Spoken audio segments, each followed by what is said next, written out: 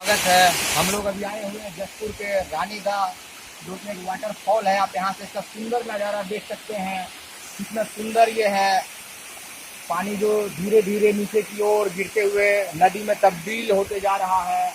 और ये सुदूर देखिए किस तरह ये घाटी बना हुआ है सामने आपका। और ये पानी धीरे धीरे घाटी में तब्दील हो रहा है।